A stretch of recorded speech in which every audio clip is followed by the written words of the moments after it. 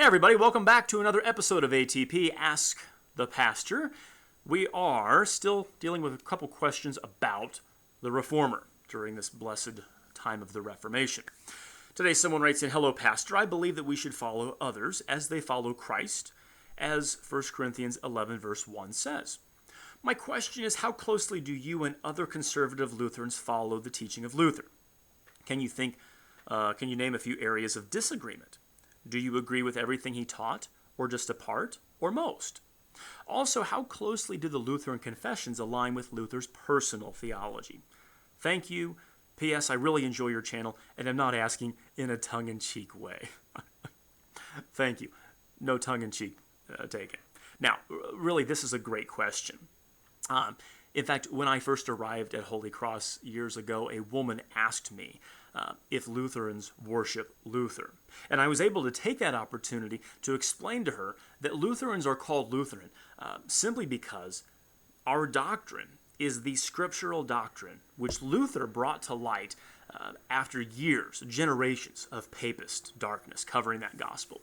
You know, if we worshiped Luther, we'd be idolaters. And if we took every single word that Luther ever penned or spoke as true simply because Luther said it or wrote it, then we'd be sectarian.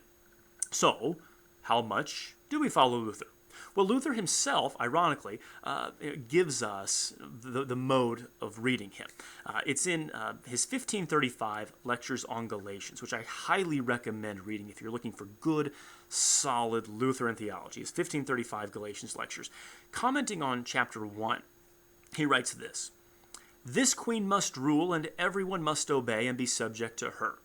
The Pope, Luther, Augustine, Paul, an angel from heaven, these should not be masters, judges, or arbiters, but only witnesses, disciples, and confessors of Scripture. Nor should any doctrine be taught or heard in the church except the pure Word of God." So there you have it. We are to follow not Luther, Augustine, Paul, or anyone else simply because of who they are, but we are to follow the clear words of Scripture. Now, at first, Luther didn't even care for people being called Lutherans. Many people may not realize this, but the name Lutheran was first used as a pejorative by Johann Eck, Luther's most vicious papist opponent during the early years of the Reformation. Now, Luther wrote in 1522 that he'd rather people not call themselves Lutherans, but Christians. He wrote, "I have not been and will not be a master. Along with the church, I have one general teaching of Christ, who alone is our master." So now later on in his life, then he did kind of come to terms with Lutherans being called Lutheran, or his followers being called Lutheran, but that's a different story. Now, for Luther, he was only to be followed as long as he stayed with the teaching of Holy Scripture.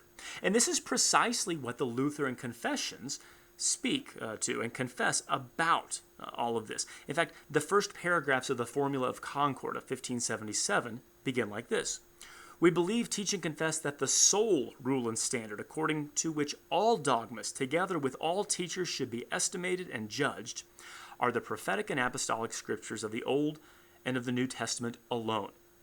Other writings, however, of ancient or modern teachers, whatever name they bear, must not be regarded as equal to the Holy Scriptures, but all of them together be subjected to them, and should not be received otherwise or further than as witnesses, which are to show in what manner, after the time of the apostles, and in what places, this pure doctrine of the prophets and the apostles was preserved." So Scripture is the source and norm, and every other writer, ancient or modern, no matter what name they bear, including that of Luther, then demonstrates that as witnesses to the one holy and apostolic faith throughout the ages in all sorts of different places, then how the Lord preserved that among his people. Now, on to your second question. Are there areas in which Lutherans disagree with the Reformer? And the answer is, well, yeah. Luther was God's instrument for reforming his church, but Luther was not infallible by any means. And I can give you, right off the top of my head, 3 examples where Lutherans don't, or at least shouldn't, follow Luther. One of the most obvious examples is Luther's final writings against the Jews. In one of his works, On the Jews and their lies, Luther recommended that the Jewish synagogues and schools be burned, that their homes be destroyed, their Talmud taken away, their rabbis forbidden to teach, their usury be taken away from them, and that they be expelled from the empire. Now, his earlier suggestions regarding how to interact with the Jews laid out in his tract that Jesus Christ was born a Jew are much more evangelical and loving. Now, as I've said elsewhere, Luther's private writings have no confessional status among Lutherans, and this is definitely one of those places where we do not endorse what he wrote or follow his suggestions, and we really wish he hadn't have written those things. Now, another example is Luther's famous work, Bondage of the Will, written against Erasmus. Luther praised this as one of his best works, but historically Lutherans have always had mixed feelings about this because of some of the things that he wrote in Bondage of the Will. In fact, the Formula of Concord recommends Bondage of the Will when it's discussing the freedom and enslavement of the will in Article 2, but in Article 11 of the Formula of Concord, that on predestination, bondage of the will is never referenced. And that's because while the treatise does do a good job of dismantling the idea, the false teaching that man has free will in spiritual matters, when it comes to predestination, Luther leans too far into ideas of determinism and predestination by an absolute and arbitrary decree. That's the doctrine of the Reformed and John Calvin, not Holy Scripture. A third example is Luther's opinion of the book of James. Luther saw little value in the book, and along with many in the ancient church, doubted that it was written by an apostle. In his 1522 preface to the New Testament, he wrote that St. James' epistle is really an epistle of straw compared with the others, John, Romans, Galatians, 1 Peter, etc., for it has nothing of the nature of the gospel about it.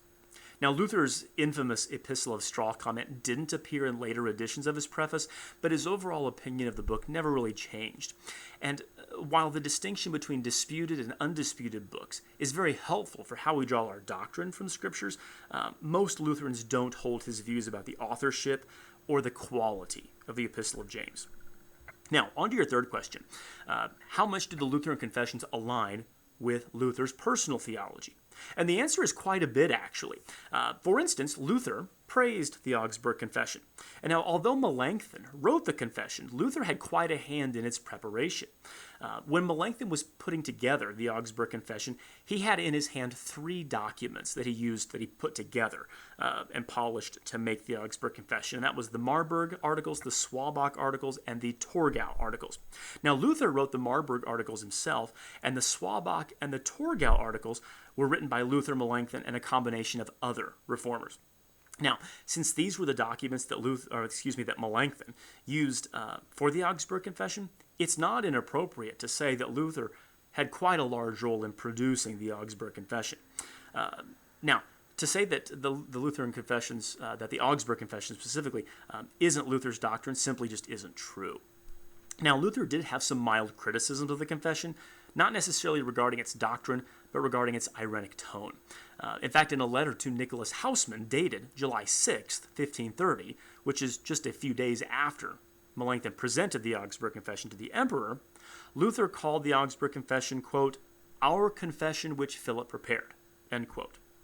Now, as far as the rest of the Book of Concord is concerned, 3 of the other confessional documents are from the pen of Luther: the Small and Large Catechism and the Small Called Articles.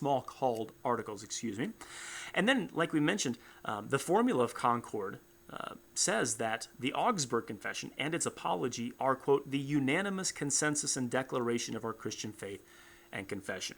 So all parts of the Lutheran Confessions, then, are drawn from the doctrine of Scripture, which Luther, as the Reformer, brought to light and taught during his life. What this means is that it's safe to say that overall, the Lutheran Confessions are the doctrine of Luther. Now, what's more important, though, than there being the doctrine of Luther is that the Lutheran Confessions exhibit the doctrine of Holy Scripture, which is the only source and norm for our faith and our life as Christians. The Lutheran Confessions are the Lutheran doctrine, not Luther's private writings. Now, while Luther's private writings are insightful and often very helpful, they're not the standard by which Lutheran doctrine is to be defined. Rather, the confessional writings, that's the public writings of the church, that's the Lutheran doctrine. Thank you for your question. This is a really fun one to work on. If you've got a question you would like to ask the pastor, shoot me an email, atpholycross@gmail.com. We'll put it in the queue and we'll get to it as soon as we're able. Thanks for watching, and we'll see you next time on Ask the Pastor.